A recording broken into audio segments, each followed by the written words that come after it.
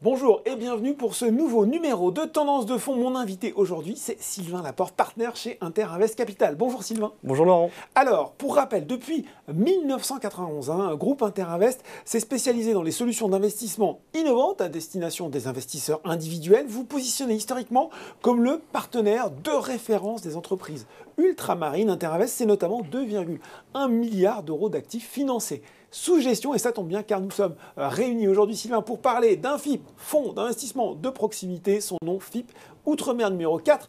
Est-ce qu'on peut revenir d'ailleurs justement, Sylvain, sur cette expertise d'Interinvest, cette expérience historique dans le financement des entreprises d'outre-mer? Avec plaisir. Donc, le groupe Interinvest, c'est un acteur de référence effectivement sur le financement des entreprises et plus particulièrement dans les territoires ultramarins.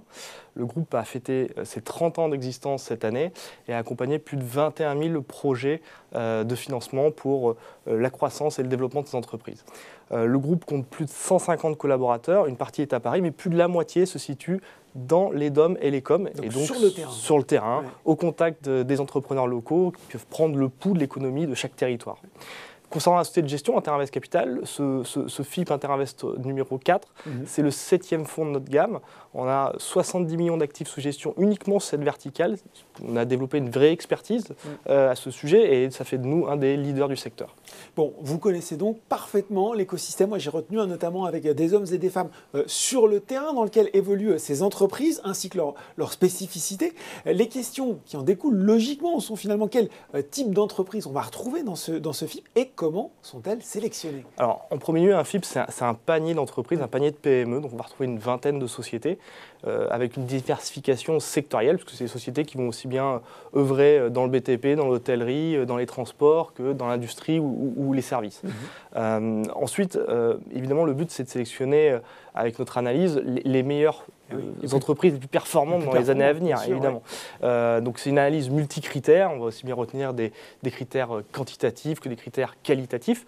Mais s'il fallait en retenir quelques-uns et faire une synthèse, on regarde systématiquement, au premier lieu, le marché. De l'entreprise sur laquelle elle se situe, sur son marché, exactement, son business model, évidemment, et l'équipe dirigeante qui est porteur du projet. In fine, on étudie, on a un gros travail d'analyse en amont de l'investissement et on retient finalement que quelques sociétés où on investit réellement. Bon, alors voilà pour le profil de ces sociétés. Question qui a son importance aussi, comment elles sont réparties géographiquement, puisque je crois que la réglementation impose certaines conditions, justement. Alors effectivement, vous avez raison, la réglementation nous impose quelques contraintes, et notamment de ne pas investir plus de 25% de nos investissements sur un territoire, un DOM ou un COM.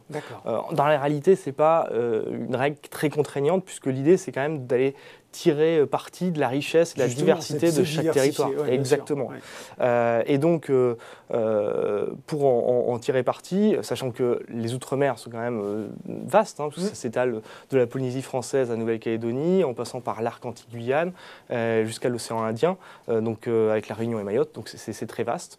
Et à titre d'exemple, je vais vous donner 2 investissements qu'on a réalisés en 2021. On est friand d'exemples concrets. Et pour voir justement la diversité des investissements.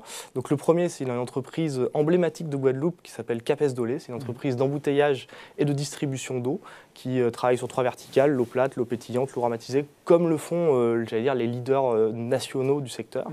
Et pour accompagner la croissance de cette société, les dirigeants ont souhaité construire une nouvelle usine d'embouteillage avec une nouvelle plateforme logistique qui est un outil industriel évidemment plus performant. Et par ailleurs, on a investi aussi dans le lancement d'un ensemble de restauration haut de gamme gastronomique à Saint-Barthélemy, sous enseigne Atelier Joël Robuchon, aux côtés de l'associé et ami de Joël Robuchon qui est Guy Job.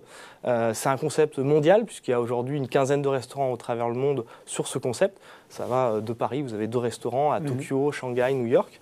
Et donc Guy Job a réussi à adapter ce concept à son territoire, puisqu'on est sur un site exceptionnel, c'est au port de Gustavia, à Saint-Barthélemy, en face de la marina. Et vous avez trois ensembles, si je puis dire, qui composent l'établissement.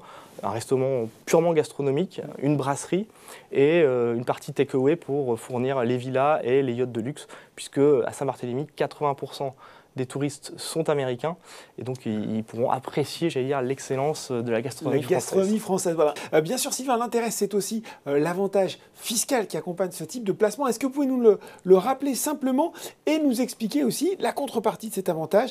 On revient peut-être aussi toujours sur le risque de ce type d'investissement.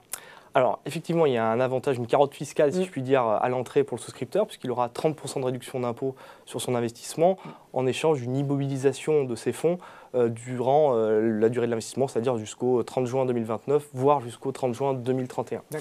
Parallèlement à ça, évidemment, il y a aussi une espérance de gain qui est associée, avec, évidemment, au corollaire, une perte en capital potentielle. Enfin, je préciserai juste que la souscription est, comme chez Boursorama, 100% digitale. Et bien voilà, merci Sylvain Laporte, partenaire chez Interinvest Capital, d'avoir présenté pour nous ce FIP Outre-mer numéro 4. Merci Laurent. Voilà, et je rappelle, si ce fonds vous intéresse, vous pouvez souscrire jusqu'à la fin de l'année, jusqu'au 31 décembre, pour une souscription minimale de 1 000 €, la part valant 1 €. Je le rappelle, effectivement, souscription 100% en ligne sur Boursorama, et les fonds sont bloqués jusque fin juin 2031. Au plus tard, Tendance de fonds, c'est fini pour aujourd'hui. À très bientôt pour un nouveau numéro.